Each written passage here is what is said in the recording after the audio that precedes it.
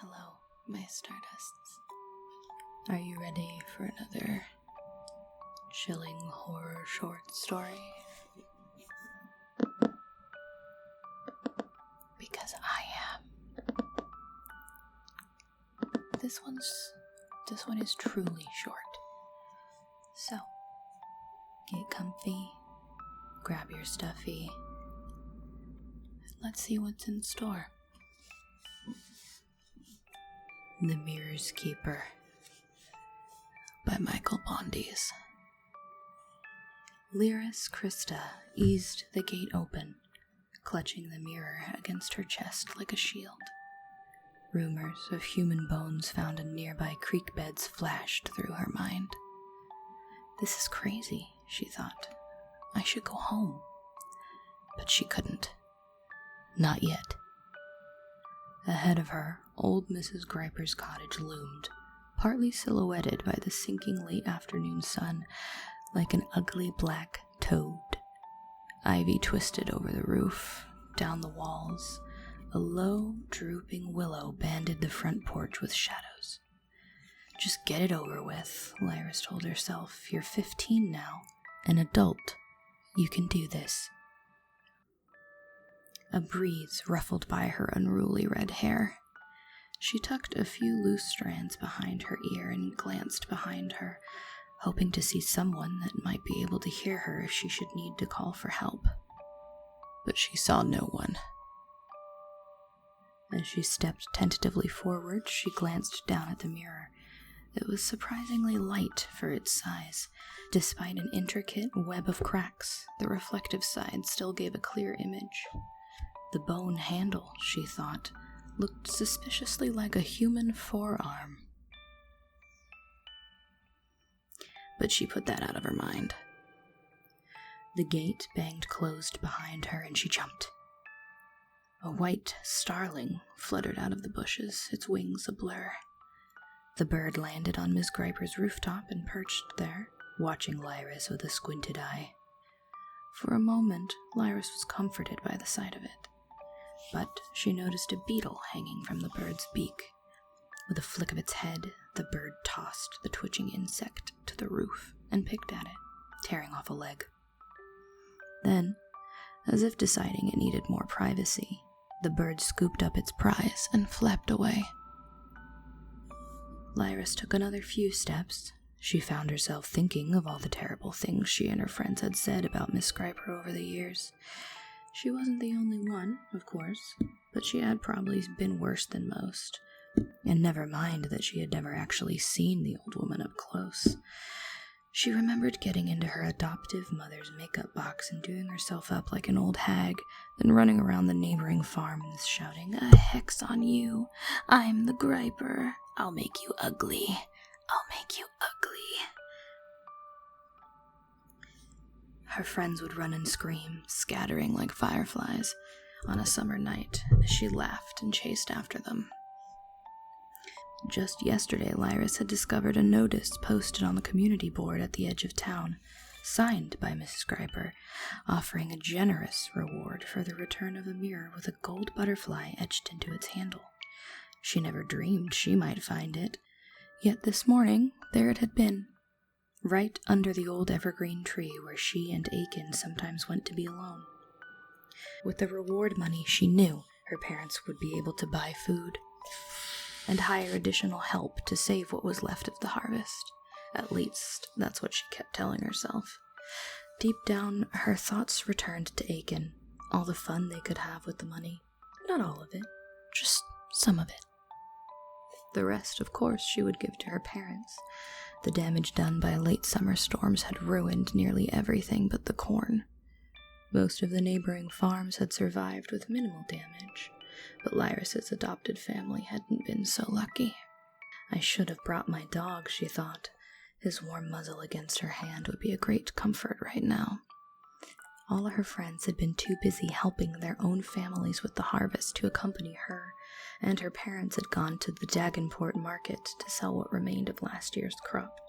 They wouldn't be back for another 2 days. She was on her own. A chill tingled her skin as the first of the willow's shadows enveloped her. The steps to the cottage's front porch were cracked and overgrown with weeds. A curtained window to the living room offered no hint of what might lurk inside. Then something, a shadow, moved behind the curtain. Lyris froze. Her guts shriveled. A terrible urge to toss the mirror and run nearly overwhelmed her. The door latch snicked back. The door creaked open. Candlelight leaked out. A hunched figure stood backlit in the doorway, waiting just inside. A floral shawl was draped across the figure's shoulders under a hint of grandmotherly curls. Lyris cleared her throat. "I've brought this for the reward. I'll just put it here on the steps." No, a sweet voice interrupted, dripping with honey. "I can't come out that far, dear. Please. Bring it inside." Lyris's legs went to mush. She didn't want to go in there. She didn't want to see Mrs. Griper in the candlelight, but she willed herself forward. Moments from now, I'll be on my way home with my pockets full of gold. The door creaked open the rest of the way. Lyris went in. The cottage stank like the dirty old well at the edge of town, like mushrooms and rot. Lyris kept her eyes on her boots and the mirror clutched to her chest. Mrs. Griper closed the door and waddled down a hallway with the help of a walking stick. "Bring it into the kitchen," she said. "It's right this way. I'll get your reward." Lyris's will melted. There was something commanding about Mrs. Griper's voice that squashed any thoughts of disobedience. She shuffled down the hallway behind the old woman. In the kitchen, the windows were boarded up, so no fading sunlight, what little would have been left, was coming in. Flickering candles stood in a circular pattern on the table. A black pot simmered on the stove, emitting a sickly sweet odor of mushrooms and rotten eggs. Mrs. Griper stood stooped over her walking stick, back turned. Lyris noticed she was dressed in all black. Where had the floral shawl gone? Had Lyris imagined it? "Put the mirror on the table," Mrs. Griper said. Lyris set the mirror inside the ring of candles. The gold butterfly on the handle winked in the flickering light. "I want to tell you a story before you go," Mrs. Griper said. "It won't take long." The old woman turned and, "Oh," Lyris said. "Oh,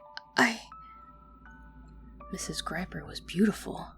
Old, yes, but her skin was radiant, lips pink and full. Her eyes looked like luminous black pearls. Elegant gray hair framed her face, perfectly done. The old woman was watching Lyris, gauging her reaction. "I like your red hair. So curly." The comment caught Lyris off guard. She faltered for a moment, then managed a quiet, "Thank you." "You know, when I was your age, I looked just like you. The boys lined up. Back then, mine were neat and perky, just like yours." A gasp escaped Lyris. She glanced down at her chest, cheeks burning. "Oh, don't act so shocked," Miss Griper said. "I know about you, dear. I know what you do with that farm boy Aiken." Panic sprang up in Lyris's stomach. How could she know that? No one knew that. "I have to go." Wait, I haven't told you the story yet. It will only take a moment. You have a moment for a poor old woman, don't you? You wouldn't want me getting so lonely that I start leaving notes for the neighbors about what a certain young girl is doing with a certain farm boy, would you? Defeated, Lyris shook her head. Mrs. Griper pointed her walking stick at a chair that had been placed in front of a closet door. "Sit down." Lyris tried to sit in the chair directly behind her, but Miss Griper whacked her walking stick against the kitchen table. "No," she said. Her voice was gravelly and wet with phlegm, as if she had overexerted herself. She wasn't looking nearly so attractive as she had a few moments ago. She jabbed the stick at the chair in front of the closet door. "That one there." Lyris edged to the chair and sat down. The overpowering smells roiled her stomach. She glanced up at the boarded windows, dread creeping through her. She imagined the feel of the fresh autumn air on her face as she sprinted toward her farm as fast as her legs would take her. Mrs. Griper reached into her pocket and removed a vial of red liquid. She uncorked it, tilted her head back, and drank it down. Lyris cringed at the way the old woman's turkey neck worked as she gulped and swallowed. Then, as Lyris watched, she thought she saw movement under the skin of Mrs. Griper's face, like a ripple of water across a still pool. Had she imagined that too? Mrs. Griper shoved the vial back into her pocket. "Energy tonic," she said. "You need it at my age." She hobbled to the table, picked up the mirror, looked it over admiringly, then returned her attention to Lyris. "Now," the old woman said, "the story goes like this. Once there was a beautiful young girl. Her beauty was stolen by an old witch who ran off and disappeared, leaving nothing behind but a mirror. Awful, yes?" Lyris nodded, not knowing what else to do. She gripped the edges of the chair. "Many years went by," Mrs. Griper continued, "but the beautiful girl, now ugly and old, of course, could not reverse the curse." She hobbled forward, eyes blazing. Finally, though, after countless hours of searching, she discovered the witch's secret. A smile tugged the corners of Mrs. Griper's mouth. "Does any of this sound familiar, dear?" Lyris shook her head, too frightened to speak. "I thought not. You see, I've been watching you, and that's part of it." "You forget." She tilted the mirror at Lyris, studying the reflected image. "But only those touched by the curse can be reflected in this mirror. That's how you know you have the right, girl." In a flash, Mrs. Griper's face drooped like melting candle wax. Her nose sagged and hooked. Ghastly brown teeth flashed through suddenly bluish lips, and her perfectly coiffed hairdo sprouted shags of gray straw. Her walking stick clattered to the floor. With horrifying speed, she spread her arms and sailed through the air, black dress whipping her chubby legs as she reached for Lyris with a gnarled hand covered with purplish veins. Lyris shrieked. The door behind her sprang open. She tried to dive out of the way, but Mrs. Griper crashed into her, and they both tumbled into the closet. The door swung shut, plunging them both into darkness. Lyris flailed blindly, hitting, screaming, clawing. She lurched to her feet, reached for the doorknob, found it, but it wouldn't turn. A hand gripped her shoulder. Something pricked her neck. She screamed. "Shh," Mrs. Griper hissed. "It's too late for that. I know who you are. Remember what you did." Lyris fought a dizziness that had suddenly come upon her. She could barely support her weight now. Her knees began to buckle. A fizzing burst of light, as if from a chemical reaction, briefly illuminated the closet, and Lyris realized the mirror was in front of her. She could see Mrs. Griper's reflection now, but the old hag was horrifically deformed. Her left eye had popped its socket, dangling from a ropey pink cord. Bits of exposed skull gleamed through a gruesome mess of melted skin. "Look in the mirror," Mrs. Griper insisted. "Look in the mirror. And remember." Lyris felt another prick in her neck, this one more forceful, more painful.